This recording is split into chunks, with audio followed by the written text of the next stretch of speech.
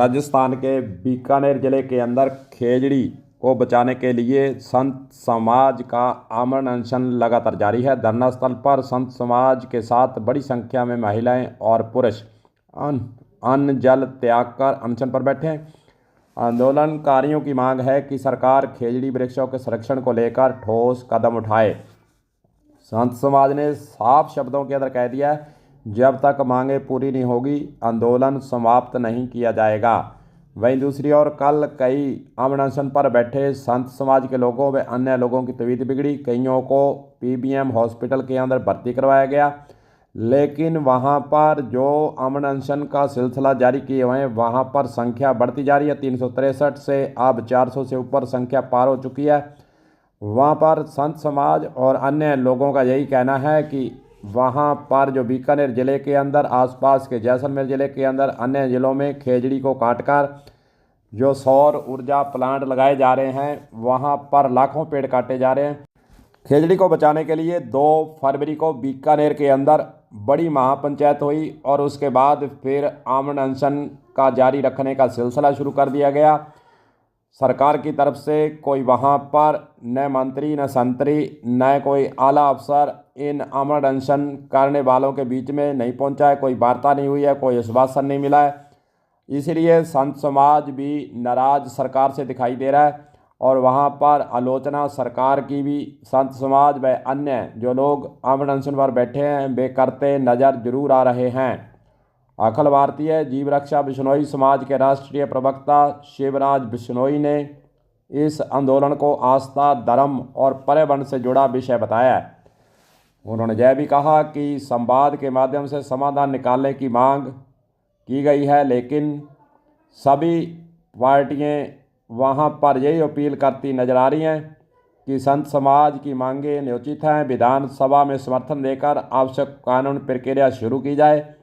उन्होंने इसे बिश्नोई समाज का पर्यावरण बचाने का अंतिम प्रयास भी बताया गया है।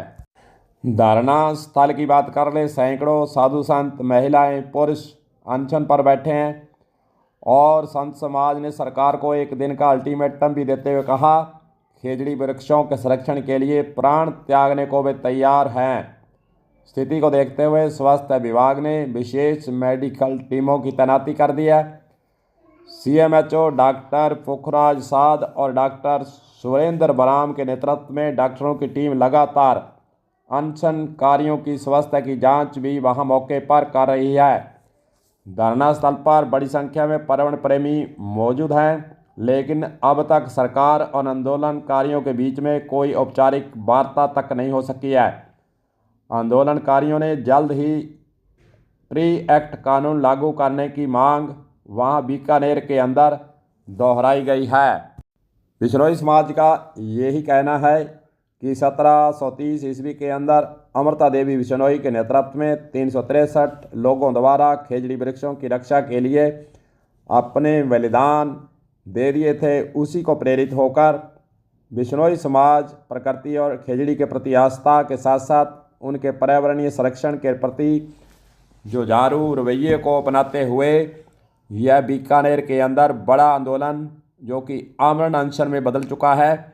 संत समाजों के द्वारा कहा गया है कि सरकार ने अगर कानून नहीं बनाया, बात नहीं मानी, हमारी मांग पर तवज्जो नहीं दी, तो वह जो 1730 ईस्वी के अंदर अमृता देवी के द्वारा 363 लोगों के द्वारा खेजड़ी को बचाने के लिए अपना बलिदान दे दिया था, उसी प्रकार संत समाज ने कहा कि हम भी पीछे नहीं रहेंगे, अपनी जान तक दे देंगे, लेकिन आमरण अनशन और जो विरोध का रास्ता है वह नहीं छोड़ेंगे जब तक सरकार के स्तर से खेजड़ी बचाने के लिए, पर्यावरण को बचाने के लिए कानून नहीं बनाया जाता है। वैसे आपको बता दें, राजस्थान के अंदर विधानसभा का सत्र चल रहा है और विधानसभा के अंदर भी इस मुद्दे को विरोधी पक्ष, कांग्रेस पक्ष, अन्य दलों के द्वारा उठाया गया है।